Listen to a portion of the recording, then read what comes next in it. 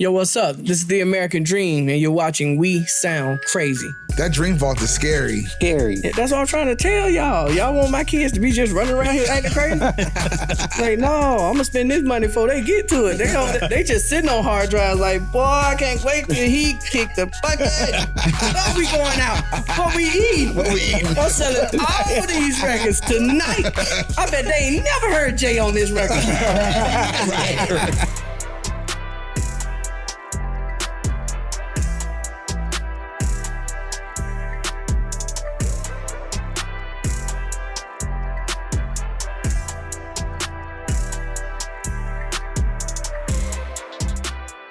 Welcome to another week of We Sound Crazy, your official backstage pass to all things music and culture. What up? It's your boy, Billionaire, TV, film, music extraordinaire. What's good, y'all? Hit singer, songwriter, and one half of Louis York. Claude Kelly is in the building. What up? I'm the other half of Louis York. I'm Chuck Harmony, singer, songwriter, and producer. What's going on, y'all? What's going on? A lot's going on. You already know what time it is. When you talk R&B, Yes, hip-hop, pop, Yep. country, low-key, don't forget about, okay? Gospel. Yes, sir. Gospel, Yeah. all genres. Worldwide. But when you talk timeless records and an elite pen, this name always comes up. Yep. A true visionary, a hit maker, Yes, a sir. culture shifter. But today, he's back with Love, Hate 2 and stepping into another legacy moment. Ladies and gentlemen, welcome to We Sound Crazy, the one and only The Dream. Yes, sir. Yes, sir. Thank you, brother. Thank you, man.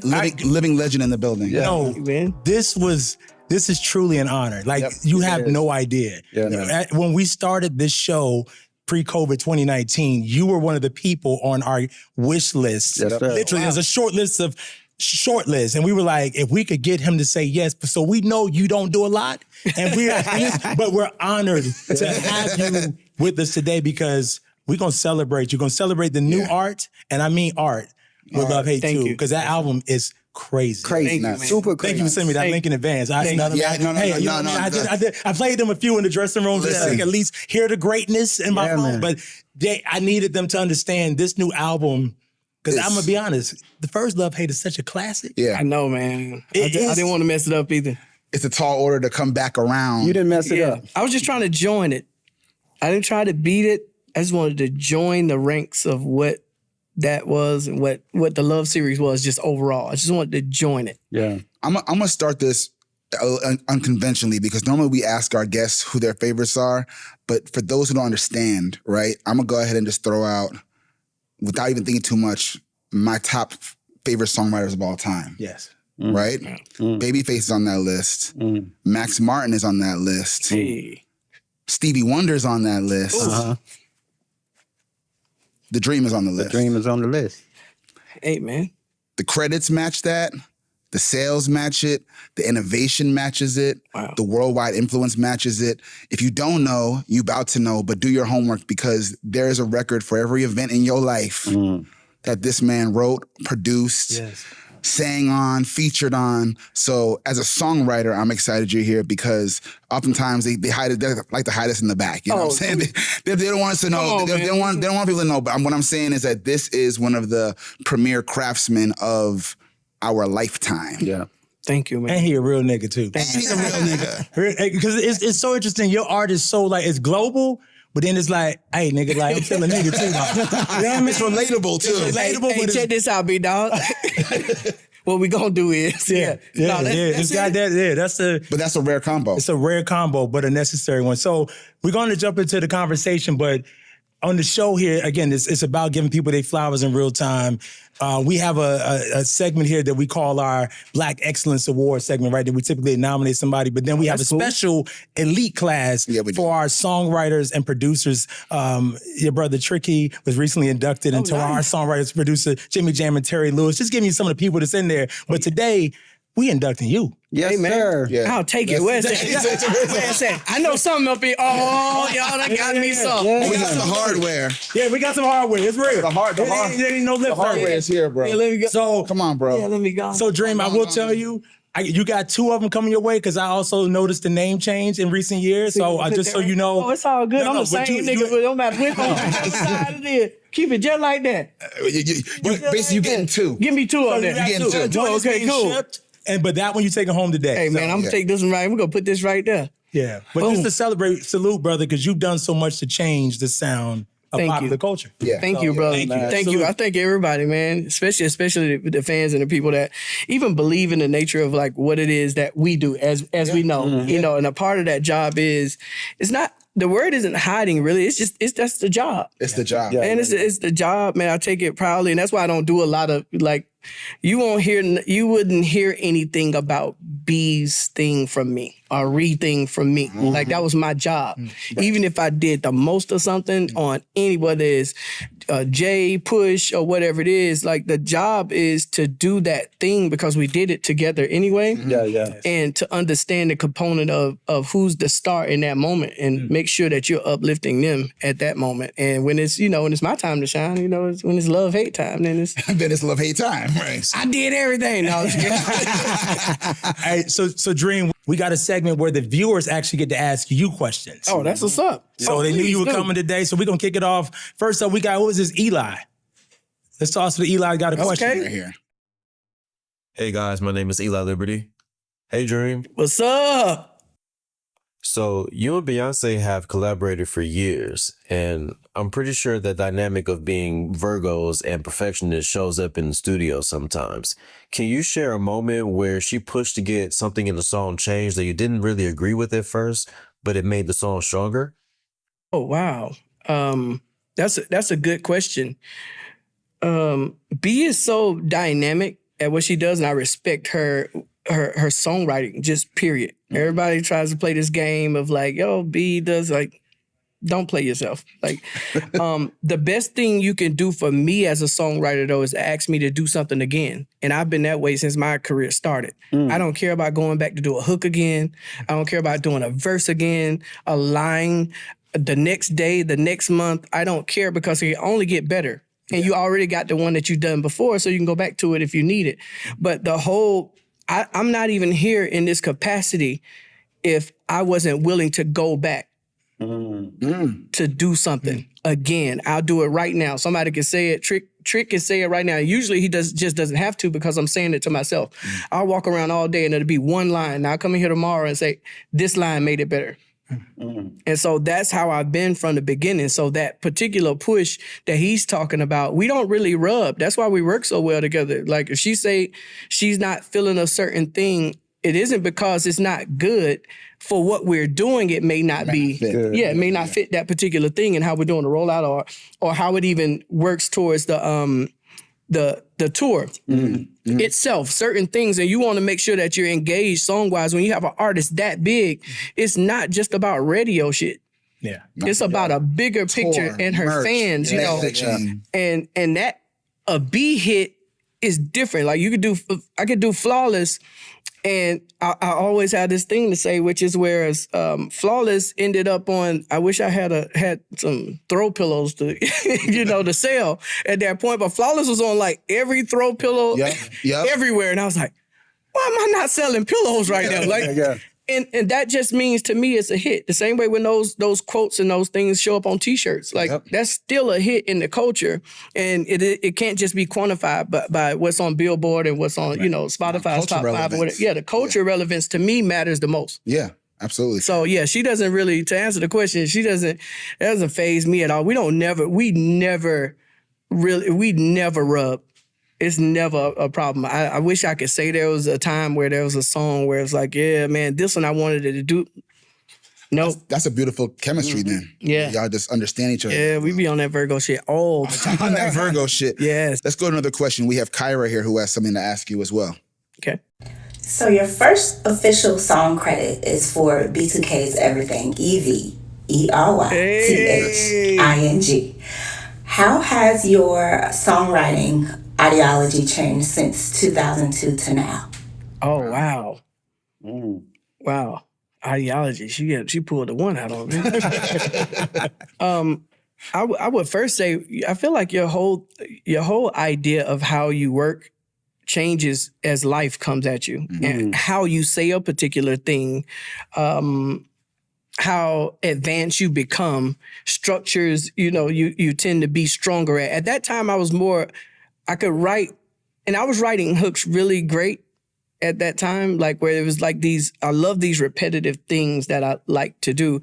And what I needed to do at that particular point was, and I want to say in everything, the verses were really, really good. But they could have been better even to this day. And so that particular part of what my verses are, where now it's like I do things to make Hove call me and say, what the fuck did you just say right here?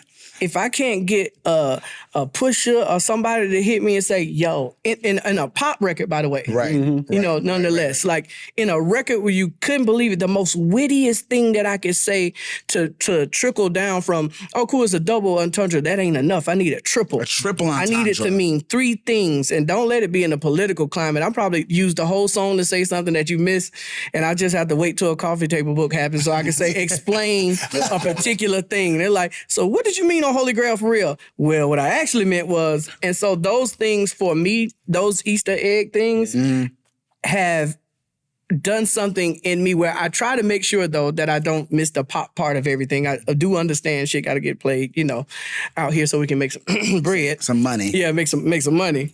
But over time, I'm always looking into the future of how somebody's going to read something back and then call and say, yo, I had no idea, man, that you said this thing. So that means I got it off the first time. You enjoyed it in the club, and then you got home and you played it. You said, oh, that's what you were saying. Got it. Yeah. That's called comeback sauce, right? Like Hey. so the first time is good. Second time you catch something. The third time you catch it, there's lots of layers in there. And then that's life though, right? That's life. Because we wouldn't have figured that out at 22 or 23 anyway. And as Right. time go by, it's like if you have your parents, I had my grandfather, and he would say something, he's like, I get what you're saying, just clean. Right. He's like, no, nigga. But it's also amazing because if you listen to songs you've done 20 years ago, whatever, and you start to live life and you're like, yo, this means something totally different now. Bingo. That's what I meant. It hits you differently. Your heart's been broken differently. Yep. You've won differently. You've gained money. You lost money. And them songs be like, oh my God, this is a life record. Yes. Yeah. Yeah, man. I love that. Layers. Layers. The next question is from my boy Kyle. Mr. Dash, I am extremely honored to be talking to you because I consider you one of the greatest musicians of the 21st century. Like your talent, your ear, chef's kiss. What I appreciate most about you is your transitions, and is my personal belief that the transition between Fancy, Right Side of Your Brain, and Mr. Yeah is one of the greatest transitions of all time. What do you feel like is your best transition in your catalog, and what do you feel is the most underrated transition in your catalog, whether you did it or whether you produced it for somebody else? Oh, okay. Well, all right then, Kyle. No, I'm just kidding. Wow. One of the, I don't think this one's, that was actually, he explained a real underrated one because people rarely even talk about Fancy going into Right Side of My Brain that way. People talk about Fast Car going into Nicki, into She Needs My Love, because I feel like it's at the top of the album. But literally, man, wow, I just did it. We played one last night, and it went through 4 seasons of a thing. My God, hold up. This is a song called Obviously. He ain't like the way I said it last night. I'm gonna say it right. Obviously. Like this, the song is, it's a moment. But that thing, when I tell you, it's 3 songs in one. But they take you on a journey, man. That shit that's literally, okay. I know we ain't talking about the new record yet, but I just had to, that song, it's my favorite. And I told you that. I mean, that had a lot to do with me not really wanting to do, the digital era had a lot to do with me not wanting to really do my own albums. Because what happens is, when you upload, especially in the beginning, when you upload things like Love, Hate, my transitions were interrupted. And so if you put my shit on a playlist, you're not even getting the next piece of what the thing is. So it's stopping at a time where it's not, it really bothered me for about 7 years. Where I had to start to get over it and I got back into it. I want to think on Renaissance, definitely, when me and B worked together. I got back to it on this album. I feel like the the digital part, whatever technology they got now is a lot better at grasping it. Yeah. But that's one thing, man. Those CDs, like that whole idea of no skips, I wanted to mean it literally. Yeah. Like where it's like right. you don't even know when the song ended and you don't know where it started. Yeah. You're like, I don't know what song I'm in, you know? And so it puts pressure on me to have to entertain the whole time. So if there's an 11-minute joint going on, like just the idea of 11 minutes is already. But on vinyl though, Dream, I can't wait to hear that on vinyl. I got to be honest. Oh, I bro. got you. You got me? Oh yeah, I got you. Oh, say less. Okay. Oh yes, yeah. Because I still do, I believe in a body of work, and I believe in telling a story, a thesis, and letting it flow. And we talk about The people do. I think so too. They believe in it. It just when you're selling somebody, you got to understand, whatever we bought, we were getting something for the first time, and so that's what we believe in. If you're selling somebody something and it's single driven and it's about singles, that's all they know until that's why vinyls took off like they did. Yeah. They didn't. They was like, oh, we didn't even know this type of shit existed, you know. And so I feel like to reintroduce that type of song artistry, you know, to say the least, I feel like everybody actually appreciates it. You just got to make sure it's in front of them to be appreciated. Yeah, that's true. Up next, we got Lyndon with a question.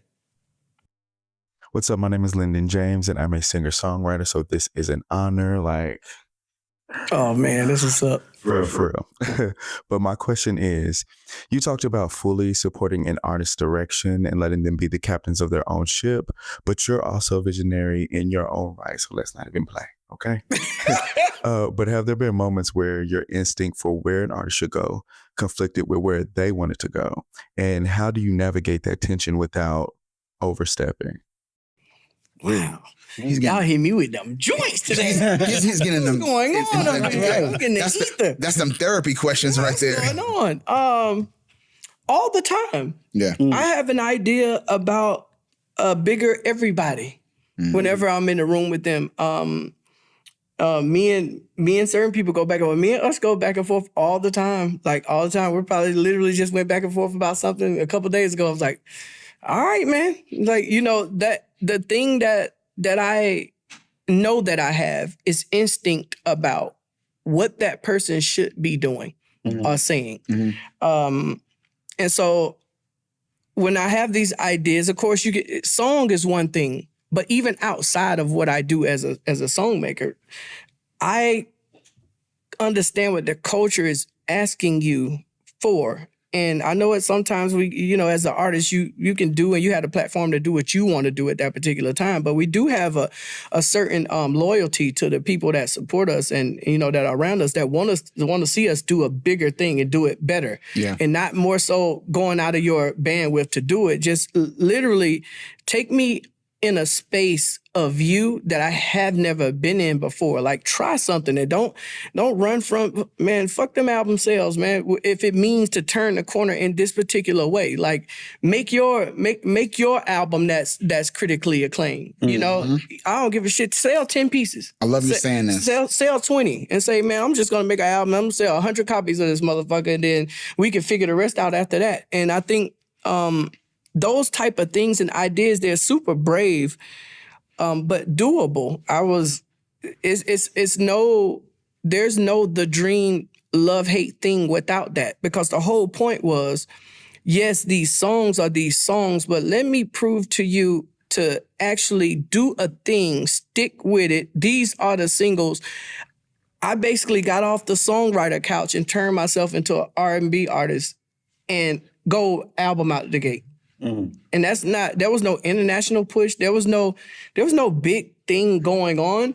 So for me, most times I'm just like in Candyland with some of these artists because they have all of these fans that the bigger than life. And I'm like, man, do you know what the fuck I would do? Like, do you have any idea?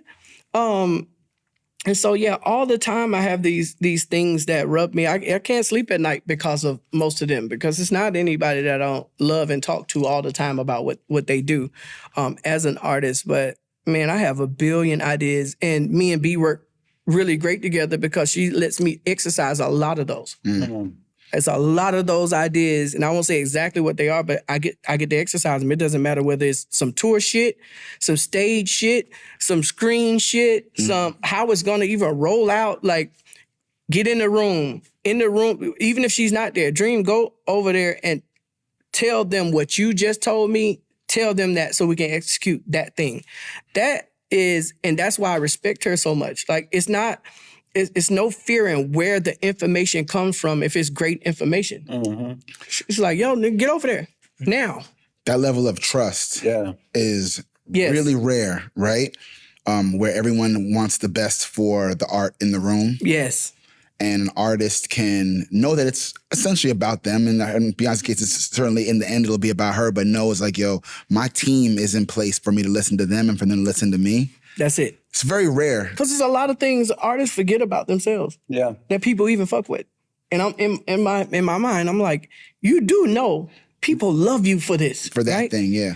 Why? Where's the fucking ballot? Where's the fucking power ballot? I'm like, Right. Like, oh, well, I haven't done it. We want one. There you go. Could you do me a ballot, please? At this point in your career, is it hard to gain that trust of an artist? I feel like because of the internet, I think we're swayed in so many different ways. It's hard for us to trust ourselves.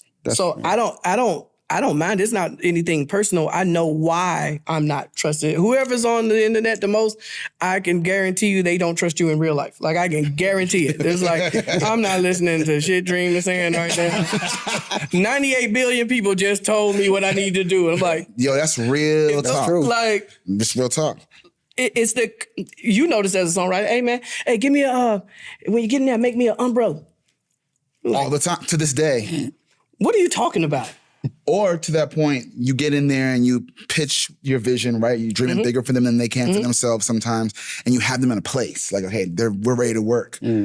And then as soon as they walk out that studio and they open that phone, the pressure of social media, don't even get me started on that. And how they should look and what everyone else is doing, but everyone else is doing up tempos now. I can't do the ballad. You told. Oh man, that's the pressure that I find is difficult. Is the noise of the outside world. Yeah, the world, and don't let it be a clique around that don't have your best interests at heart. That's what I'm saying. Yeah, I done seen it all. I'm like, oh, he's eating off of that person, so that's why that person has a song on that person, but that's not the best song, and that's not the song you need. Yeah. I'm gonna go ahead and fire myself now. It's no point.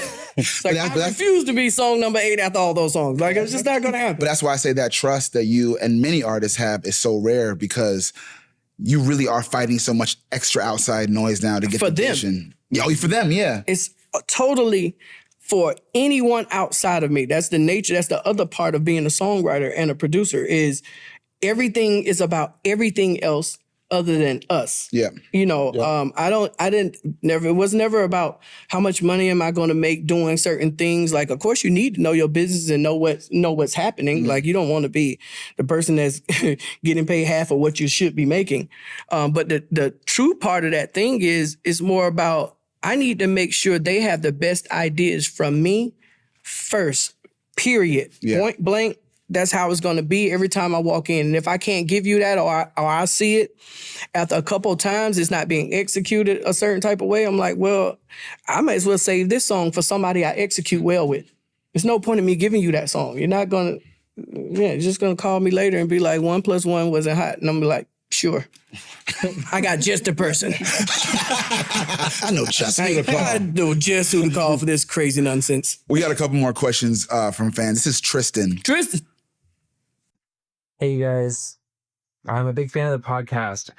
So I did have a question in particular for The Dream. You've written for so many different artists, and it really sounds like you're in their head, not just simply writing a song for them. And I was curious about your process on getting into the flow state of being able to do that. Oh, wow. They're not playing with you today. Yeah, they're not. Yeah. Somebody somewhere wants me to say it's a part of some type of witchcraft, but it's not. That innate thing to be one with the artist is a different thing. It's if we're making, and I hate to keep, calling the same thing, but if we're making a country album, I'm not driving a certain car to make the country album. I'm gonna go buy F-250. That's the first thing I'm gonna do, which is what I did. And I'm gonna be exactly where I need to be mentally. I don't care where it is. If I need to go to Aspen, to go whatever hat shop they got there, make me a custom joint. I want to get into exactly what these things are. I want to be surrounded in whatever it is. That brings me closer to what that artist is already, they already know what they're trying to do. I just need to get there. And I'm able to turn that into stories and words because everything is ultimately based on it. That's why as human beings, we're all the same. This color shit is stupid. Like all of it is dumb because we're all experiencing the same thing at certain points in lives. Like loss, love, it's all the same thing. How you experience is different. Somebody's going to experience that shit in some Balenciaga. Somebody going to experience the love shit in some fucking Levi's. Like it's just, that's what the world is. Now you're just talking about what's the aesthetic part of that. And that actually means a lot. Yeah. You know, when we was kids, I keep telling people, all I saw was Slit Small Liquor Bull around my house. You know, it was Friday, fish is getting fried. You already know that. And it's going to be niggas happy they off work. And they're going to be outside until 3 a.m. Like, that's what it is. You saw ATL. It's just, you can't even help yourself. I can't. But no, I just have to, I have to be in it. And I feel like I listen a lot, like to whatever. We talked about that last night. To Up in the Morning. Me and Kelly talk all the time, be all the time. You said something in passing. You really went and bought a pickup truck when you were getting ready? 2 of them. You bought 2 of them? 2 F-250s. And by the way, yeah, when you see Robbie, I'll be like, hey, man, Dream pull up in a black F-250 Roush and you went and got one, he's gonna be like, I absolutely did. We were both. So y'all just competing for who? No, we was just in we was like, I was like, oh man, come on in here. Like, let's go. These BMWs ain't gonna get this shit done. Like, let's go. That's cool. I love that. Yeah, you live in it. Hey, man, you gotta do it. And that greatness ended up on Cowboy Carter. Exactly. Absolutely. Man. Thank you, Ford. Thank you, Ford. We got a question from Skell. Hey, Dream. What's up? Do you know the Dream was literally the soundtrack of my whole college experience? Uh-oh. Well, it looked like she got a job, You were talking about the the creative process and how you wrote all your songs really fast. Can you over-engineer creativity? Can you overthink the writing process so much that it takes the magic out of a song? Wow. The answer to both those questions is yes. Hell yeah. Yeah, if you sit over something too long, man, it's never going to be great. The last time I started to write down something on paper, I can't even remember the last time it was. Maybe 2005 or something. Like, I can't even remember. To the point, I don't even like writing down the lyrics after the shit done. Like, I'm like, somebody write these lyrics. Let me make sure they right. Yeah, that's what I said. Yeah, that's it. I feel like paper traps the energy. I feel like staleness or being still traps the energy. Like, it's like, turn the mic on. Let me say something pure and let me do my homework earlier on in the year, the day, the month. So when I get to that point, it all comes to this precipice, whereas this is finally exactly how I feel. Of course, I have the library to put it together, and that song is already there. I know how I want to talk about love for this particular person or heartbreak for this particular person. I already probably know exactly what their lingo is and the people that are listening to them. And so for me, I can't even entertain something I'm not feeling. There's no, so I don't get writer's block. None of that shit, because I just write what I'm feeling at that particular point in time. Like, if I'm there for something for one artist and it's I don't need a dark song today about XYZ. Or somebody does, and that's what the fuck I'm writing. And once I get that out, though, I'm able to get back to my thing. Because the way my shit works, it's not really gonna let me get over what I need to do first. So once I get that out, and that's like a rarity, and I feel like that's where most songwriters get that block from, is they feel like they're going to the studio or getting ready to go to work to do a particular thing. It's not fucking art. Like, you already got it planned. It's too much fucking planning. Like, no, like I'm gonna talk about how I felt today, or if I've done my homework right, how you're feeling today. Yep. That's what the fuck we talked about last week. Bro, I got it, man. Can you believe she did this and then she did? Oh yeah, she did. Got it. All right. Let me go shopping. And as soon as I'm finished shopping, I know I need to go pay for some shit. So I come here right what the fuck I'm supposed to be writing. I don't believe in writer's block either. I don't believe in writer's block for the same reason you said. I just feel like there's a spiritual download of creativity that has to get out. Yes. That you should actually get out of the way of. Yes. And the politics and the planning, it never works. You gotta let that happen first. It doesn't work if that's not your shit. Right.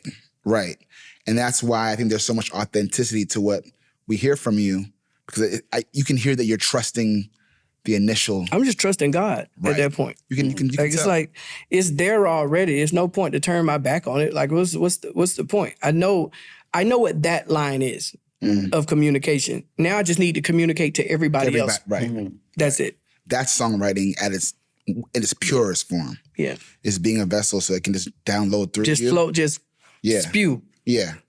Yeah. Our last question is from Paris. Hey guys, I'm Paris. Hey Dream.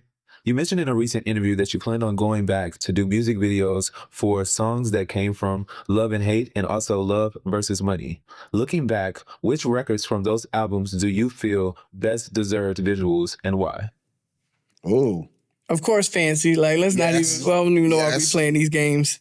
Purple Kisses is another one that I feel like deserves that. Fast Car. There's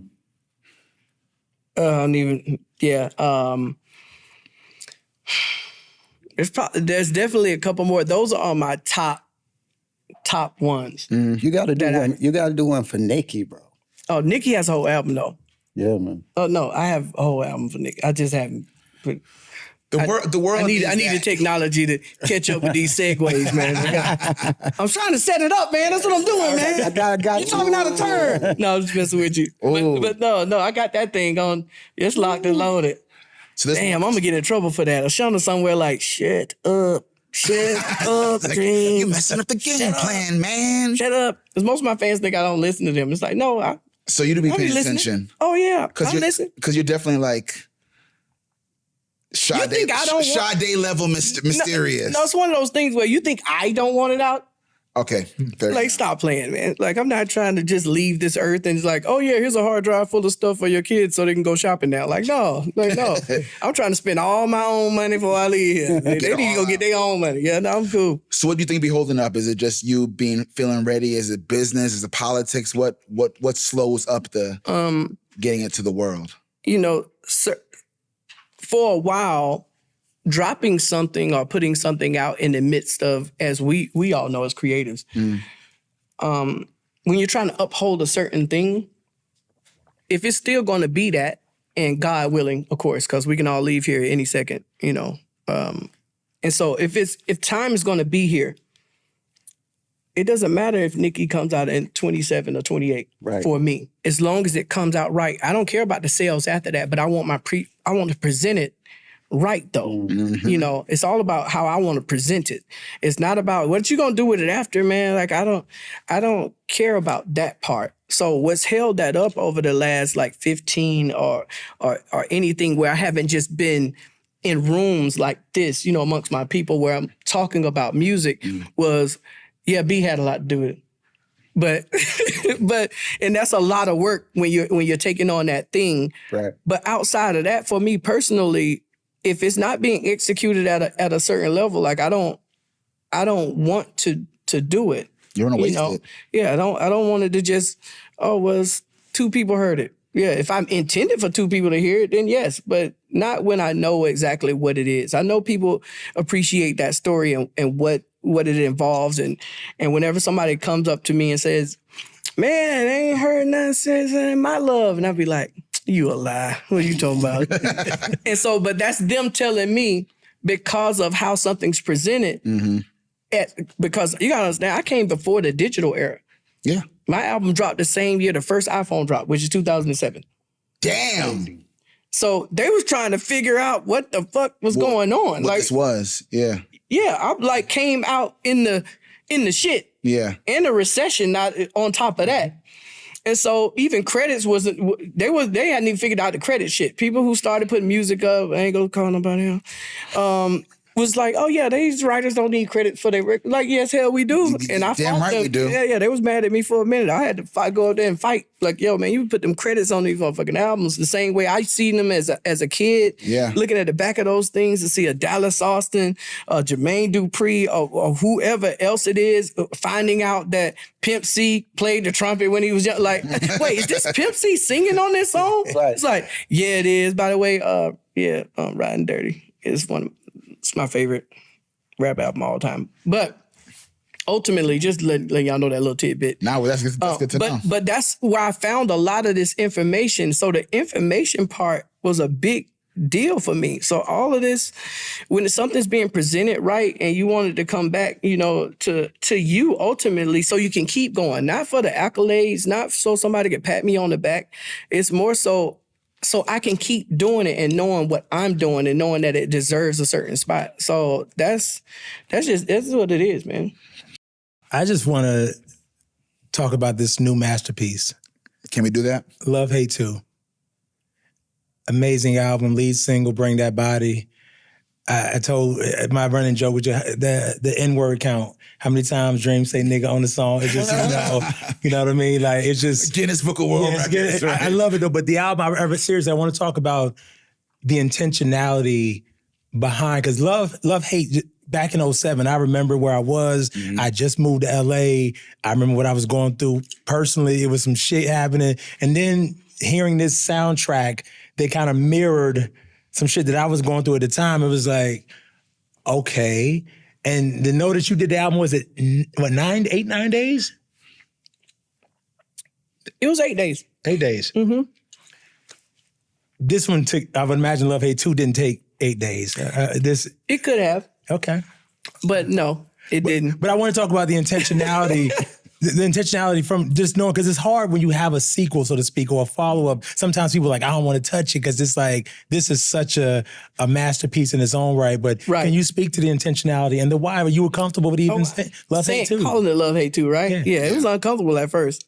And I got over it. I was like, man, it's going to be what it's going to be. This is how I feel. This is how it feels. It feels like the piece that belongs to that piece. It didn't feel like a new record called something, because I have a new record. I have a new record called a particular thing that's in a love sequence that I could have done, but that album is done as well. And there's 7 records that I have that are done, like full out, just done. But I felt like I had to bridge it in a way. And so as I started to make this record that was going to be the bridge, the idea was, let me make sure these things connect. Like just over time, it's been almost 20 years. Let me make sure that these things connect, that people also understand that I still know what that is. Yeah. And so, it's, we'll be having this conversation like about 7 more times, I'm sure. Let me ask you this, because songwriting is an all-encompassing job, right? You said it, like if you're in someone's world, you're buying the truck, you're living the life. Mm-hmm. That takes up life and time. Yes. And then being an artist in the forefront is equally as consuming. Oh yeah. So what process do you go through to go from behind the scenes songwriter, artist, to now it's about me and I got to put myself forward and I'm shooting visuals, I'm talking, I'm outside. Is there a difference in the mindset, and what kind of process do you do to get ready for both? Well, yeah. So it's probably it's the least amount of these things that I'll be on where y'all actually have. I respect what y'all do and y'all respect what it is that I do, and so we understand exactly what that thing is. Yeah. Mm-hmm. Nobody else gives a shit, and so it's like it's the hardest thing to do. Especially when you have ideas, because what you're telling somebody like me to do is pause these ideas for segments out of your day, when we all know, especially as songwriters, I could walk in that next room, like, hear anything. 10 records. Yes. About 10 o'clock tonight, 10 new records, a whole other thing. I have to stop myself. Like, they're literally like, could you please stop doing shit to your own album? Could you just stop? And I'm like, nah. Now call Hype Williams and tell him come listen to just this part. Like, they're like, yo, nigga, like, come on, get the fuck out of here. It's the hardest thing to do. You try to manage it as best as you can. You got everyday shit. You got husband shit. You got the father shit. You got brother shit. You got wife shit. You got the whole world, and you don't even have time for yourself really, other than yourself is in this particular space. So I am grateful to be in this space, but I do know it's one of the hardest things to do both of these things at a very high level, and to have done it, for so long, in that time frame that's went by, man. I at times, like in the middle of the night, man, I'm more thankful now. It's been nights I just forgot to even thank myself for like sticking in. Just stick to the shit and just stay. Like, and stay where you are and be grounded. You said there's been times when you forgot to thank yourself. Yes, absolutely. That's real. Because there's so much going on. You're also trying to please everyone else in the team and the artist that's waiting on you you promise I got you for right some now time. On the way here. Yo, bro. Yo, let me get this ... And that's my homie. Or like Metro, my guy. It's like we did like bro, like 9 records. We did like 9 records in the last couple weeks. Amidst on top of some Kelly stuff, on top of somebody else stuff I can't say about, on top of my stuff that I'm doing, and then to be here to know we got some waiting on you when you walk out of that room, and it ain't a bed.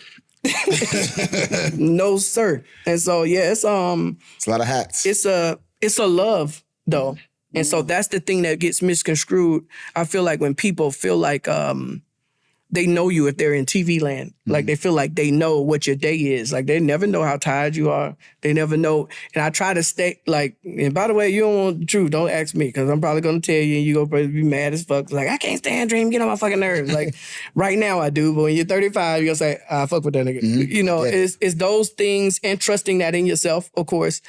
But, man, I'm tired. Like, real talk. And the love for this is the only reason. There's no real... it's only love. That's so refreshing to hear you say. Just I'm tired.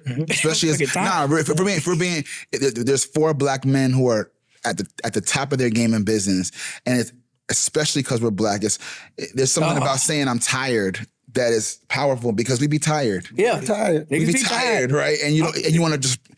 Hey, man, I just want to walk out the house. By the way, you a black man, you can't just walk out the house. That's on some regular GP shit. Like, you got to watch over here. Got to see what you doing. I can't do it. Oh, everybody respect you. I get what you're saying. Just take a knucklehead, though. So you got to, you're on guard. Everything, business, you're on guard. Legal shit, you're on guard. You're on guard for everything, every day. And then they're saying, hey, come in here, be free and be creative. Yes. For us. And it still ain't enough. And you're like, all right, cool. What is the common denominator? And you say, oh, love. It's the only reason. Love is the only reason. That's it.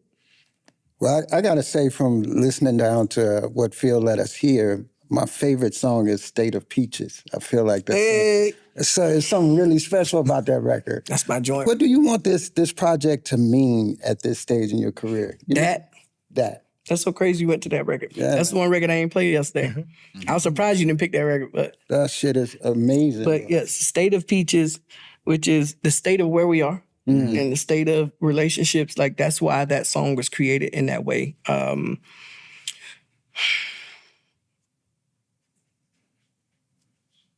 Yeah, that's it, man. That actually embodies what the whole album is. I love that, man. Yeah, that song. Good look. Yes, sir. Okay, cool. I ain't got shit to say. I'm like, you said through the alley up. I'm like, yeah, that's it. I can't even dunk. It's like a nigga threw the alley hoop and the shit just went in the butt. You're like, nigga, you missed there it. you have it. You got the points, but. Here's the thing. The album has no skips. No skips. Like, Bring That Body. Why the lead single? Oh, man. I feel like it's the easiest one to tell. It's a story. But that story happens and it kind of sets up all of the other things on the album. And so it more so is like the open arm of the record. There's a couple records that are like that. One of one is like that as well. Yes.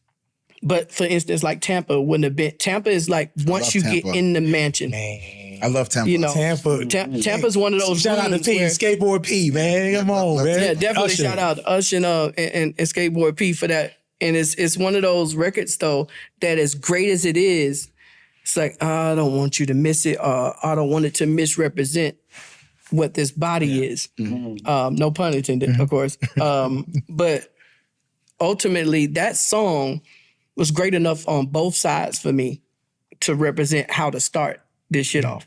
And so that's why I picked it. It wasn't, this was hotter than that one. It's like, nah, there's some joints on there that I'm just happy and grateful to God that I can still write to this day. And like, I'm happy I did a particular thing.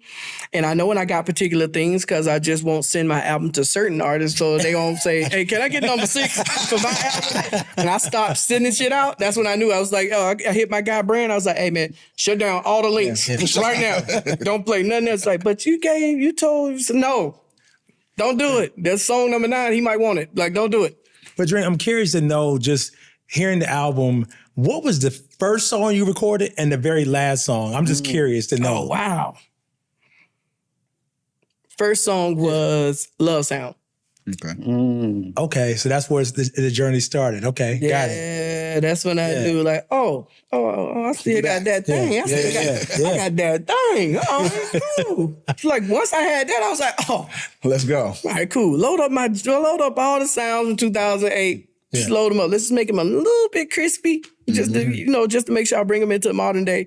But that was the first one. The last thing I cut was a record called, I feel like for this album was 24/7. Okay. Yeah. And so that was the last one. And I don't know if you heard that one or not. No. Yeah, that's why. See, that's why they want me to stop. They're like, hey, could you please stop? And I'm like, no, I don't want to. Like, and now for track 72. On my track 99. And y'all better be glad these visuals still cost a lot of money. I did a whole visual album last night. Like, hey, man, let's do it. Go to the next album. All right, so when it comes to features, right, you know a lot, I won't say everyone, you know a lot of people, right? So how do you go about that? Is it just a feeling like the feeling? And you're like, this, I gotta have Rick Ross on this one. I gotta have Tia. Or is it political? Is it feeling or is it political? No, it's not. It's not political when it comes to my joints. There are certain people who I would say I would ask to do certain things, and it just depends on either where they are in their moment. Even if I feel like they sound great on this record, if they can't do it or don't do it, I won't put it on the album. Okay. I'll just wait. Yeah. And eventually that time will come up because everyone doesn't have the same, and it's nothing against them. Everybody doesn't have the same fearlessness that I have. And only an artist knows where they are in real time right now. And so when it becomes that, I get it and I'll say, all right, cool, well, but this record right here, if that wasn't the right record that Pusha's on, then Pusha's not on that record. That was the exact record that Pusha was supposed to be on. Tip is on the exact record. I made that record so that I had a record for Tip to be on. Okay, so even though I needed the record itself, it's one of my favorite fucking records on the album now. Like it's literally almost put that shit out first. And that's Be My Lady. Be My Lady's fire. Yeah. But that powder coat ain't no punk either though. Hey, that right there. You know, that's a good night in Paris right there. That's a good time. Yeah. And so politics isn't a part of my thing. It's almost like if the shoe fits type of thing. Yeah. You know, like if back to our point of what we said earlier, to have instincts about what I should be doing and what type of records should go with the body of work is all the same thing. And so if it's somebody that don't belong, they could be hot as fish grease. Cause I've had those too. Like, hey man, I want to get on it. You're like, nah. Congratulations on your recent success, but cuz I'm fuck with you, man. You know what I'm saying? I gotta do a whole nother joint for you because you talking crazy. You talking real crazy, you know. So for me, it's never political, man. It's just intention. Yeah, it's intentional. Yeah. Like all of those songs, man. Yeah. So if I have a lot of people on the album or I don't, like, it's all just how it is. Like 1977 didn't have that many features on it. Yeah. It's a very personal album for me. And so it was like, oh, well, there's only certain people that can relate to what I'm saying. And so those are the things that I did. And those are the people that I put on that particular album. But other than that, hey, man. Catch you next time. Okay, they'll catch me next. They'll catch you next time, right. Catch me next time. Did you leave a lot of songs on the cutting room floor with this process? No. Maybe like just maybe 3, and they're not on the cutting room anything. I'm sure my manager's over there trying to figure out where to put them at right now. She called me about something. I was like, I thought I was taking that off. She's like, no, you ain't taking that off. we putting this somewhere. I'm like, oh, okay, cool. So no, nothing really. If it's made for this, it's for this. How it can be extended and get to those things, that depends on fan shit at the end of the day. Right. Like, and so I always have something for that thing. And, you know, you just hopeful, and I have faith that things will age well if you do the shit right the first time. That's right. So, you know, hopefully we'll all be sitting here in the next, 10 years from now, like, oh man. So now you got Love Hate 20th anniversary, you have a 30th for that one, and have a 10-year for this one, and then drop those extra songs, and then we'll be talking about whatever that is, and then they will work in that time, because the things you're creating in that time, it's hard to recreate what that is. Did they give you a hard time? Yes. Period. When you talking about the world? What I'm thinking about is where we are now is in a place where I think it's a lot more accepted for someone who's known for songwriting to venture into their artist career. And I'd have to give you a lot of credit for that, because you were ahead of the curve. And we see, we're doing it. Money Long's doing it. There's like many people that have done it since then. But did they give you the blues early on about trying to juggle both? And by I mean managers, record labels, all that stuff. They couldn't do nothing about it. They couldn't stop it. Like you can't. It was something I figured out. And I don't say that with any type of like extra vigor or anything. Like, it's just, it's certain things you just can't stop. And when you find out they can't stop it, do what the fuck you supposed to be doing to get through that fucking door. Like, don't wait for them to come up with a reason to be like, nigga, you can't come in here, because they gonna do it. That's anything, by the way, because we have gatekeepers. Like, it just is what it is. For me, it was when I made Bed for Jay Holiday, I knew I could have made 70 of them. And so, because I knew he was only going to take one of them, I said, cool. Now, who's going to sing the rest of these motherfuckers? The other 69. Right. Moi. I think I'll take a number 6 and a number 2. Like, it's like, you had the McDonald's line at that point. Yeah, I'll take a fish fillet and a Big Mac. Like, I already knew what that sound was, and Bed came from me. I knew that was me. Like, that was my soul and body in an R&B record of what a record was. And I had been knowing Jay Holiday since he was in a group called 295. And so that whole thing came together where I had already did Suffocate, I think, for him, which ended up being the second or third single on that same album. But I did that song first. Bed, me and Carlos McKinney did that record. And as soon as I did it, I was like, oh, this shit's crazy. Maybe 2 days later, I did Shawty Is a 10 in like 10 minutes. And I was 2 days later? Yeah. So you just in a zone. Yes. Yeah, once I know, I think it's just once I know where I'm aiming and where I'm shooting at, like, I'm never not in the zone in that way. As long as I have a target, I'm gonna hit the target. In the zone. So I want to talk about the target you hit on Love, Hate 2. I just want people to understand Love, Hate 2, and there's a song that started as an interlude. Oh, yeah. Papi Te Ama featuring Dria. Yeah. Dria is the alter ego of our sister, Kelly Rowland. Rowland. Got you. But Papi Te Ama, can you talk about this song and why Dria?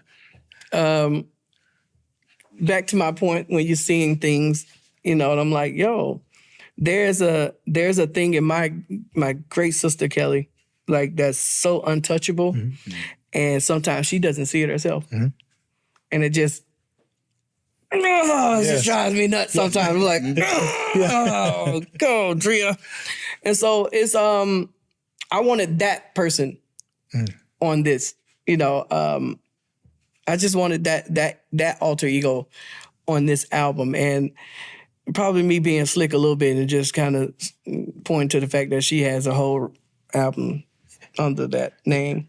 Wait. Hold on. Yeah. Whoa. Yeah. Do you have a whole album with Kelly Rowland that no one knows about? What? Right. I'm just saying, maybe if it did exist. If it did exist. Yeah. That would be one that's done and everything. Nah, it probably ain't hypothetical. I don't want to be no liar, though. It's just, Oh man, Yeah. the world needs that, bro. Crazy. Yeah. But you all, I mean, you and Kelly and Jermaine and B. Cox collaborated recently. Yeah, that's on not the some same music. thing. Yeah, no, Yeah, that's a whole nother. That's a whole nother thing. whole nother thing. It's a whole nother thing. Yeah. Which those are great records, man. Shout out to Jermaine and B. Cox, man. Two of the goats, man. That vault. Yeah. That dream vault is scary. Scary. Yeah, that's what I'm trying to tell y'all. Y'all want my kids to be just running around here acting crazy? Like, no, I'm gonna spend this money before they get to it. They just sitting on hard drives like, boy, I can't wait till he kick the bucket. What we going out? What we eating? I'm selling all these records tonight. I bet they ain't never heard Jay on this record. Not me. No. I'm about to write my will every day. Update and update. Yep. Send this to my attorney. No hard drive number 12, God. not for him. But during the intentionality, not only behind the audio of the album of Love, Hate 2, the visuals. Yeah. Because you hosted a listening party at Sessions recently, and just seeing this image behind us right here, where we're sitting, there was a vehicle here. There was a toy. I saw it. I wanted to touch it. I didn't want to touch the situation. It was here, literally here, audience here. But then I walked in the next room, and there was a white wedding dress with blood on the front. Under this beautiful presentation, beautiful but yet painful presentation. And then I saw a sign, 1-800-DIVORCE. And it was just like all these Easter eggs. I was just, but the visuals, can you speak to the visuals, not only the music videos, but also the intentionality behind some of these other Easter eggs in connection with Love, Hate 2? Yeah, it's all about feeling something, for someone, for something. Especially when in regards to relationships and how we get into relationships and keeping the power of love going, right? And so the dress thing was literally just one of those things where I wanted to advertise that the only thing that you can feel more than this if you're not feeling love is to go the opposite way, which is last night I was talking about being patient in what your love is and making sure that you experience it on a higher frequency every day, or try to, no matter who it is, a brother, sister, whoever it is in your life, make sure you keep trying to one up on that side, because the only thing left on this side is just departing and just going away or divorce, in that manner. And it's just more so a play on everybody looks to this mountaintop of, when I get to this part in my life, I'm going to do this particular thing. And it's like the work starts when that shit happens. It don't start like your whole ramp up into it was like kid shit. It's like, oh, cool. Look at Barbie and Ken. This is real cool. And it's like, oh, now the work starts. Yeah. Now you can wear that dress and go up, or wear that tuxedo and go up, or you can look to the right and there's an easy phone call, the easy way out. And you can just call 1-800-DIVORCE and then they'll get you out. You can lose half your bread or a little piece of it or whatever it is. And, and for love, by the way, no amount of money is going to keep somebody who loves their sanity, in a space. And that's why you try hard for the other person. You try your best and you try to stick in there with them. And so I can't wait to more so hear what everybody, because I don't want to give it away what the whole idea was behind it. You tried to get me last night to say exactly what it is. I ain't falling for your shit. You trying to get like, what's going on with this 1-800 thing? Right? My wife's like, yeah, man, this ain't got nothing to do with me personally. Stop it. It's called journalism. It's called journalism. Cut it out, man. You got to dig deep. Yeah. But you do want people to experience it. And what I love is you said Easter egg several times. And the fact that you're thinking, yes, like, listen a couple times, catch these clues, connect the dots if you can. Yes. Catch me if you can, basically. Yes. Is the kind of care that I think music always deserves, but I think that your fan appreciates too. Bro, that's all it's about, man. If there's anything that I wanted from my fans, new fans, old ones, to understand, if you really look back, man, I just gave a shit the whole time. I cared the whole time. Even when you got your new guy in, he was like, oh, this is the new motherfucker I'm fucking with. He didn't care like I did. I can guarantee you, he didn't go back to that studio in the middle of the night. He didn't stay up thinking about it. He didn't think about the quality of the product he was dropping off. None of those things. He went to the bank, cashed out, and you ain't see that. He ain't sound the same since. Ain't sound the same since.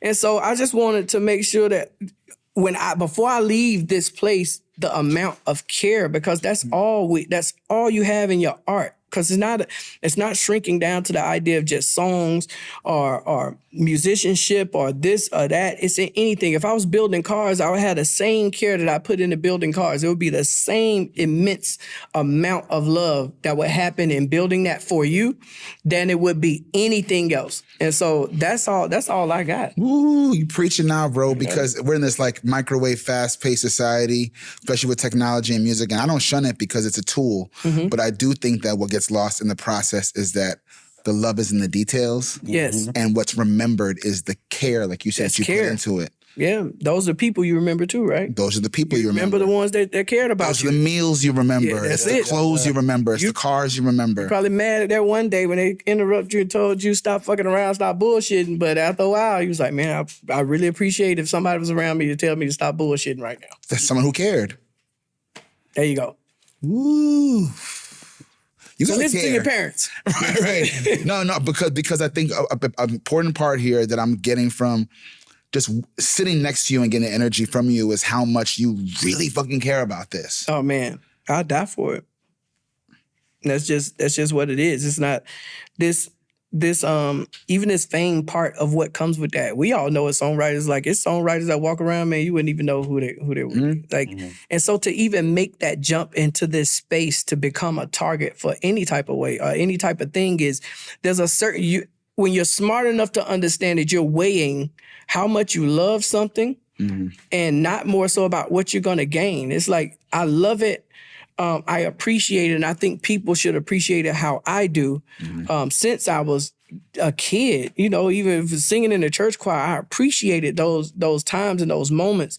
Playing trumpet in the 3rd grade, I appreciated that. Band, I appreciated. Me and my best friend used to sit and watch Grambling, like on VCR tapes, like watching the band come out at halftime. Like these are things we studied. Me and my other friend who was I was in a singing group with, in high school when I became a drum major, would go out and do Michael Jackson's routines and shit at halftime and shit. And just couldn't wait to get to school on Monday. Like, hey man, y'all killed that shit. I don't know how y'all did that lean, but that shit was crazy. It was like, yeah, it probably wasn't that good, but felt like it was. At the time it was hot. At the time it was hot. That you mix it in with a little bankhead bounce, you got something good. You play trumpet? Yes. Really? Yes. That makes sense. Yeah. I'm learning. There's all these little things about the songwriting. The hookiness. Bingo. The hookiness. That's that Quincy thing. That's okay. Okay, so your childhood, you talk about coming up. Who are some of your major influences? I have a feeling, but I want to hear from you. Yeah, and there's a couple. Well, Quincy's definitely one. Otis and Sam Cooke are definitely two of my highlights. Al Green, because it's just some type of when he set the feeling in a mood and a moment, especially because it's my parents playing, it's my mom playing these things. It's not because I'm hanging out with kids and with us with our friends or whatever counterparts. My mom is playing this, and you can remember the smell on the leather in a Buick Regal, and that's when you know that song is so fucking good. Like you know it, love and happiness, like . And it's just immediate. Even if you were a kid and you didn't really understand what the fuck that really meant, looking at her, sing along, listening to him, man, it set a time. It just put a stamp on it like, yo, this is your childhood, man. This is what it is. I remember hearing, of course, Michael, hearing Man in the Mirror for the first time. That's why the Bad album does it for me, because that song was magic. Man, it was everybody wanted to try to sing that song. Yeah, bro. And it was, a lot of those, of course, Prince was one of those ones you get on late. I tell everybody, I'm like, Michael is who you heard because it was okay to hear Michael in the house when he was young. He was PG. Yeah. And Prince is who you heard when you're like 16. You're like, I'm just now hearing this shit. What the hell going on? Y'all just now playing me this. I knew about, of course, Purple Rain and everything, but, man, this girl named Nicki, I swear, it's like, I ain't heard no Nicki until I got to 16, 17. I was like, what's happening? Yeah. And because, especially in the 90s, Prince wasn't Prince then. You have to go back and rediscover things, which is why I always have faith and hope in whoever's young to go back. Yeah. Rap hip hop was such a major influence. Like by that time, we in the 90s. I feel like I got all the juice out of the 90s, and I had my mom playing that shit. From then, a combination of what my mom was playing from Aretha all the way down, and then to come into the 80s, what that did, me being born in 77, and then to go through the 90s, the most influential part of my teenage years of listening to that shit, Biggie, Pop, fucking UGK, Outkast. Oh my God. And them niggas was from. So, by the way, that was a whole nother inspiring thing because like, I'm at night school at Washington with 3 Stacks. And I'm like, oh, these are my people making it in a way. Me and Tip grew up together. So we grew up on the same block. So that was a whole nother thing. Of course, that happened after the 90s, but he's influenced by the same shit that I was influenced by. Right. So that thing, and in Atlanta at the same time, you had the LaFace that came down. And you're in a city that's, it's like that Bible Belt shit where we knew what music was and we knew how to make it great. We just didn't know how to make a business of it. And so when people started showing up here with establishments and doing certain things, we started to understand what it meant to have music and have that shit actually make a living off of it. Yeah. And we didn't understand that before. And I don't feel like anybody did. Maybe a couple artists, here and there, the Kilos and the Raheems, like maybe that. But before, it was not a mass thing. There was no blueprint either. Yeah, that's what I'm saying. It was no way that we would know, you do this and not only you're gonna have a good career if you can figure out how to do this over and over, but like this is a life that's away from what the trap is. Like that same money exists in another way. For us that didn't have those, normal American ways to get out. Like it ain't no just go check into a fucking college you want to go to. I tried that shit. And trust me, when I seen the Georgia Tech situation, I was like, how much that cost again? Check my Never mind. Yeah, I'm gonna go and write some records. Like, yeah, I wanted to design cars, but no, I think I'm gonna go on and do this music shit. And so it's I didn't know what type of impact all of those things had on me. So for my greats and the people that impact me, I'm sure there's a lot of people that I haven't even said, like just going back and just songs, Yeah.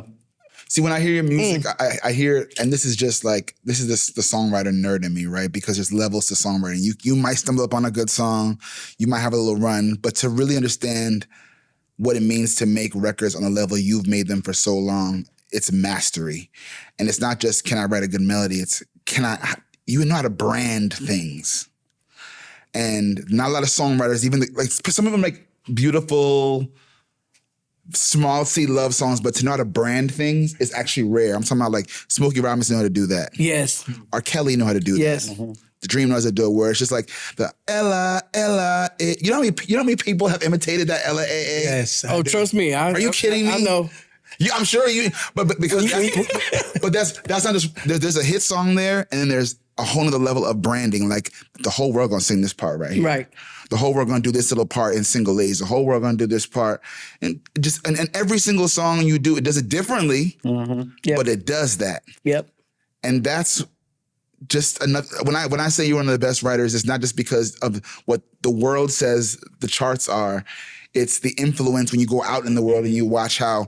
I've heard over 100 songs now that I know you ain't have your hand in personally that have been trying to chase Umbrella still for the branding power. Make another one. For the branding power, because they know like if I can get something that's a hooky thing, right? Or if I change the structure of my song to do what Dream did, then the whole world will sing along. Wow. Or this would be a dope place for a dance break. The way I saw Dream and Beyonce create that moment. That's like master level. Thank you, man. Songwriting that not even the best songwriters can do. And one of my first ones that I didn't do that on was Baby by Justin Bieber. That was one of the first ones I intentionally didn't put any Dream shit on for cultural reasons. For cultural reasons, like he's a little white boy. Let me not hit him with. Yeah, no, I wanted him to have it. I fuck with Justin from the beginning. Like he was here. Like him and Scooter was like literally there trying to get Justin off, and it was more so And I remember this day, like clear as day. I remember being at Def Jam, and my album, of course, had already came out. And I think we were on to the next album, I want to say, which would be Love versus Money. And my good friend Chris Hicks, shout out to Chris Hicks, another legend and GOAT. And he, on the way out of the building, he's like, man, need a single for Justin, man. And I remember saying to him, I said, man, y'all pay 2 nights, my hotel stay at the Plaza, man, I'll do it. And Def Jam said, nah, we ain't paying for that. I was like, all right, cool. So I got a call back at like 1, I want to say it was like 1 in the afternoon the next day. And Chris Hicks said, man, fuck that shit. I'm going to pay for this shit. I don't give a shit, nigga. I need you to write this record. And I left there. I did the beat and did the song the same day, probably 15 minutes. Christina was there. I gave her 10% just for being there. And then I sent the shit to Trick. And that's how that song actually even came about. That's crazy. And so it was almost not a song because they didn't want to pay. And by the way, we talking about, I had to already wrote them things. Like, it was like I was asking for no crazy shit. Right. I wasn't even in the like, oh yeah, he's in the presidential suite. It was like $2K a night or something like that, which is nothing for them. Like, I'm like, yo, hey, I'm gonna stay here, but I'm not gonna use my own money to work on the artist. Like, he got a budget. Like, what's up? Let me eat. And so Chris, thank God, Chris is like, yo, man, I need you to write this record. Wrote Baby. It's like that. Scooter got it, and it's still hooky as hell, honestly. He acting like it's obscure. That's no. I was just saying I had to master even that part of it, other than branding, to write past and through that part of don't put this on it, and now let's see what this does. What does Holy Grail do without those things on it? And then now we're just talking about fucking songwriting. Right. Yeah. We're talking about holding an audience, in a space without doing the hooky shit, without doing what I would call the dumb parts, which is, oh, cool, they can sing this whether they patroned up or not. Repeat it, right? Right. And so for that, it's a lot of those songs that 1 + 1 is another one. It's interesting to hear you explain this all, because even in the songs where you don't put that, what you say is like that extra that part in there. That part where it's 2 a.m. and nobody got time for all them fucking words, man. Like, it isn't because people are, dumb or they don't get it. It's like, I don't have time for all those words, man. I just want some simple hook shit, sum it up. Yeah. Get it to a place. Ella, cool. A, cool. I can do that, and I'm drunk and I'm good. Keep it moving. So when you hear people imitate that kind of stuff, is that flattery for you, or do you be like, nigga, give me some money? It's flattery until motherfuckers like don't know where it came from. Like, I mean, it's and I'm just being I'm being just me in that part where no, it'll be flattery forever. At a certain point in your career, it's not. I think it's a beginning, it's flattery. In kind of this middle part where you don't know, you're like, yo, do y'all know? Right. And it's like, oh, y'all forgot. Oh, hell no. There's a part where you don't like the shit at all, and then it gets 20 years later, you're like, oh, cool, man, do your thing. Yeah. I ain't never sued nobody, though, for a bunch of things I could have just went crazy. I've never sued one person. Because all I hear is Dream influence out there. I've never sued one person. So I know I hear it all the time. I be like, whoa, slow that down. That's slow it down. Is that sex intelligence? They thought they could hide that shit from me? Man, let them eat, man. Let them people eat. I'm just glad that you know. I'm glad that they know that you know. Oh, I know. Okay, just making sure. But Best in show. Let's do best in show. Let's do best in show, the Dream Edition. We're just going to throw some questions at you real quick. And you just give us, you in the hot seat, just give us the first answer that comes to mind. Who's the best pure vocalist you've ever worked with? Wow. B. Who's the best songwriter you've co-written with? Hove. Who brings the vibes to the studio every single time? Wow. Ree. Who surprised you with the best work ethic? Wow, that's a pass. It's like 9 people I know. Who surprised me with it, though? Who surprised you? Oh, jeez. Tricky. Who's the most challenging artist you've worked with in the best way? Like, who really pushed you out your comfort zone? Mariah. Who made you level up the most as either a writer or a producer? B. Which artist is historically the most tardy to the sessions? Ree. Ree? Yes. You said tardy? Yes, tardy. Yeah. I haven't worked with Lauryn Hill yet. Oh, not yet. No. Which artist cooked you the best damn meal in the studio? Kelly. Who's the most fearless at trying something new? Me. That's good. Yeah. Who has the strongest instinct for melodies? Me. Come on, brother. Hey, Who's the artist? Me. Me, damn it. And that's Best in Show with the Best in Show. Period. Oh, man. See, me, damn it. Me. Oh, man. Okay, so there's so many things that you do well. I'm curious to know who your top threes are in certain categories. Let's just do some top threes according to the dream. All right? Who are your top 3 songwriters of all time? Wow. Stevie Wonder. Lionel Richie. Yes, sir. Michael. You can't argue that. No. You can try. You can try, but you really can't. I'm just saying. And by the way, Stevie is ridiculous, man. I think Stevie is the most important artist of our lifetime. He's just ridiculous. He could just superstitions just alone, right? You don't even have to play nothing. It's like, hey man, go write that and let me know. I'll talk to y'all in a minute. That's crazy. Yeah. Yeah. Crazy record. Top 3 R&B albums of all time. Wow. Yeah, that's a good one. Thriller. Aaliyah album. And I want to say Jodeci. Come on now. Which album? Diary of a Madman. Yes, I knew it. When I heard the intro of the new record, oh yeah, right. I was right there in Jodeci Land. We're giving them a hold, man. Yes, sir, man. I gotta pay my respects, man. Yeah, that's it. Top 3 rappers alive right now. Jay, definitely. Oh, that's a hard one. Let me think of who I'm gonna need on my next album. I'm gonna just say Jay, all 3 of them. Okay. Yeah. Fair enough. Is it political? No, not at all. No, what are you talking about, political? Top 3 black sitcoms. Wow, of all time? According to you. Oh, shit. Martin. Okay. First of all, I love Different World. I really did. What is my third one? Because this isn't a sitcom, but In Living Color, man. That passes. That's okay, good. Living Color was just ahead of its time and legendary. What? Yep.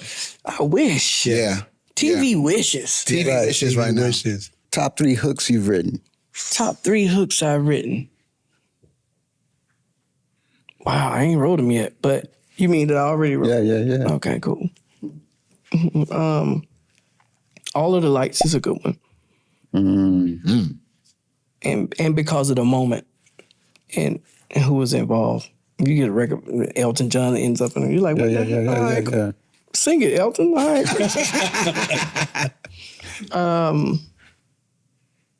I Love Your Girl. Yeah, that was it was one that if I heard it on somebody else did it, I would have been mad. So that's how I know. Umbrella. Yes, sir. Yeah. Top 3 songs off the new masterpiece, Love, Hate 2. Oh, I ain't got no top 3. I don't have a top 3. I had a top 10. No, I'm just kidding. I got a top 3. But give me your 3. Just give me 3 that people need. 3? All right. Give me 3 that people need to listen to immediately. Obviously, of course. Yes. Love Sound. And I want to say State of Peaches. Top 3 artists you've never worked with that are still on that wish list. Lauryn Hill, I'll wait on you. How many other days it takes for you to get to the studio? I can't wait however long it takes for Lauryn Hill to get our camp out. 4 weeks, 5 years, whatever. I've been waiting my whole life anyway. Lauryn is number 1 on that list. Lenny Kravitz. So I have to think of who I haven't worked with in that way. I don't think I have a third on my wish list for some reason. But those are my top. Lauryn and Lenny is crazy. Yeah, those are my top 2, especially Lauryn. Lauryn Hill is just prolific. To this day. She's a being. Yeah. It's just Yeah. which would make sense why she's always on her own time. I get it. That's how I'd be. If I was Lauryn Hill, like, damn. I'll get there when I get there. I want the same wings she got. She got some angel wings like that. I just want to know. Just fly in. Yeah, I'll be there in a minute. Top 3 love songs of all time. Top 3 love songs. I'll Always Love You by Dolly Parton. I don't know if this is Love and Happiness. Definitely. Yeah. 1 in a Million. Which 1 in a million? Aaliyah's. Just making sure I wasn't 1 in a million. Chance of a lifetime. You're right, true. Sure. Both great 1 in a million. Yes, actually, but yes, I feel you on the Aaliyah version for sure. That was top 3 with Dream. That was good. Yeah, That was really, really good.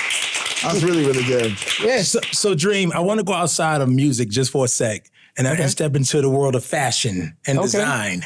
Okay, fashion and design. You had an internship at Rude. Yeah, it was with Ruigi actually, and it was for ballet.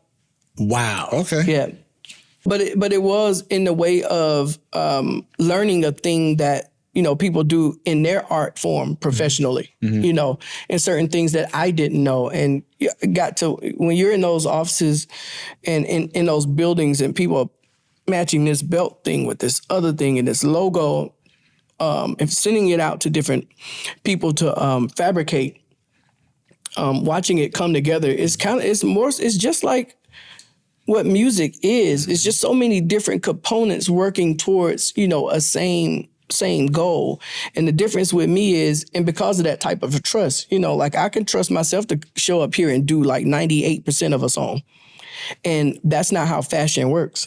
Like, because you need a place that these pants, these, the laces, even the ankle, is like all of these particular things, the zip. Is an industry. They come from a different, they're different pieces. The thread, the rubber on the bottom, you got to make sure it's not harmful to the environment these days. Not the ones we used to get stomped out in, which is yellow. Different kind of but rubber. no, different type of boot back then. But no, all of these things that come together is more so what I learned to. It isn't that I didn't respect it, because I do understand work and how many people it take to get a particular thing done. I do also, though, as we know as songwriters, it doesn't really take anybody to get a song done. Even if you just did a song that's not for sale.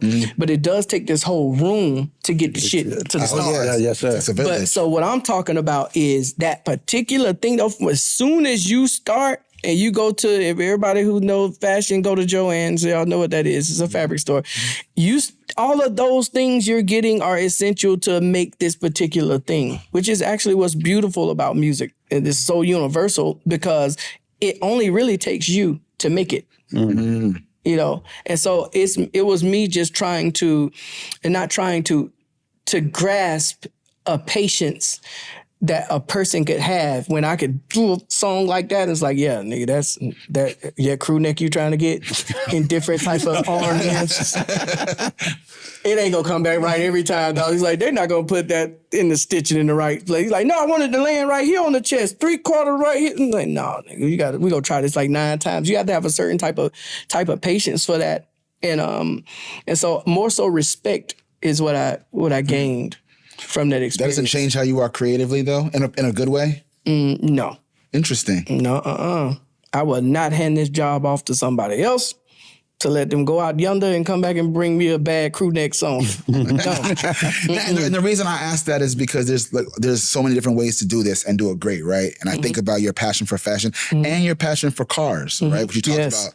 You talked about getting cars for situations, but also when I think about what made Motown so successful was Berry Gordy's interpretation of the factory line and what it meant to take how you put cars together through a team and applying that to music. So it's interesting that, not wrong, but that you're like, yeah, I'm not applying that. Like, there's a way that I do music that works. And that's separate from the clothing process, because the process. The person I would play in that scenario would be Smokey. So then you're saying Smokey could have sung his own shit. It never even makes it to the conveyor belt. Right. Okay.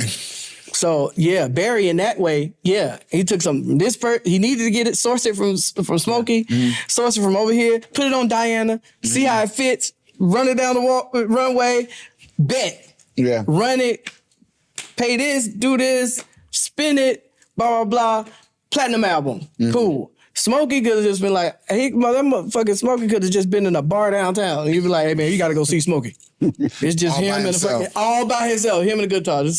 Maybe he sourced the guitar strings or something, but that's about it. He is the entire. He's more of what the thing is in that space. And so that, I feel like when you take somebody out of that to build something else, that's the thing that we respect in those other spaces, is that it's going to take more than me to do this thing. It takes more than me and my song to do a thing when it comes to the dream. Got you.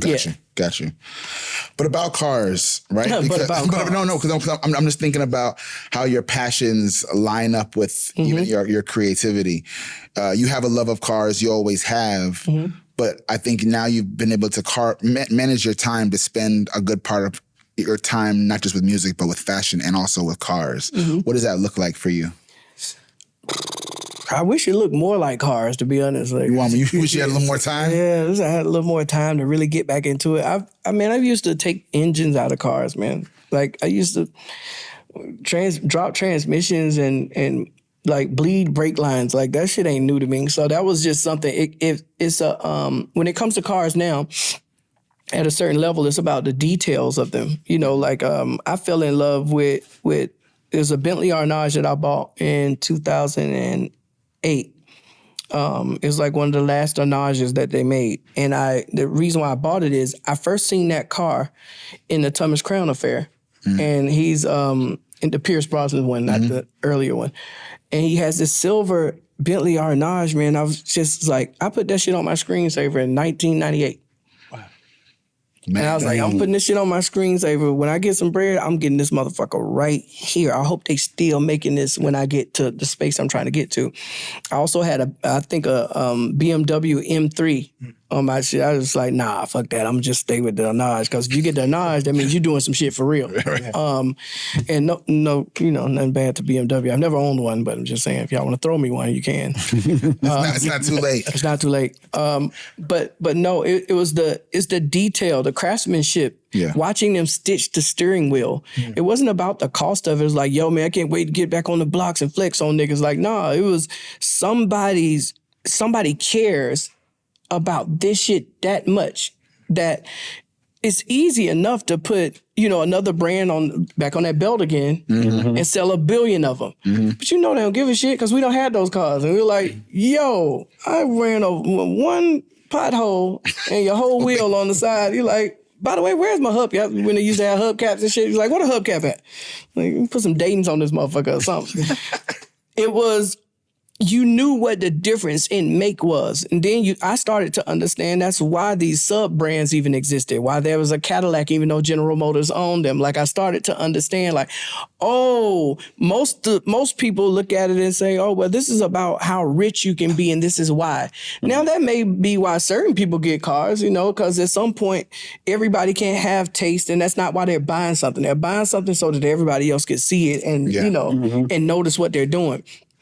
And my shit was about more so, I love how this particular brand does this car. I understand what AMG does to cars. Like, I understand what Porsche does to cars. Like, and so when I have a certain affinity for it, that thing for me just strikes another space in my heart, because I can align that with what song making is, and me just coming back trying to tweak something, making sure that it's right, so that when the person who drives my song feels how I felt when I drove it. And so that's how I feel about cars in that way. It's a bespoke experience. Bingo. Yeah, I get it. Yeah, it fucking feels expensive. Yeah, I get it. Yeah, I love it. I know you probably love all the cars, but is there a certain one that stand out in your collection, or one you got a special connection with? That one definitely does. It's a SLS Black Series 2014, which is appreciated, I think, probably like $1 million now, or whatever it is. I think it was like $275 when it first came out, $275,000. It's like $1 million now. There's Phantom, which I love because it's like just riding in an old school Cadillac. Everybody think it's because it's a Rolls Royce. I'm like, no, nigga, this just remind me of Sedan DeVille. And Cadillac don't make those type of cars no more. Sorry, Cadillac. I would love to help design some cars over there, please. But there was a feeling that I got from those big cars back then where you didn't feel shit. It was like, oh, it just ran over 3 people. Really? So sorry. It's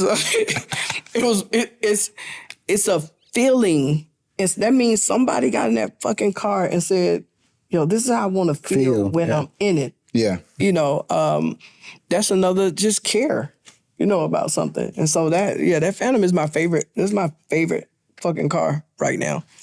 Yeah. Those two, I want to say. There is a GT3 I just got, though. It's kind of... There is a GT3 I just purchased, though. Man, that thing nasty. Naturally aspirated. Crazy. It ain't even no hybrid. It's no fake turbos on it. It's all just engine.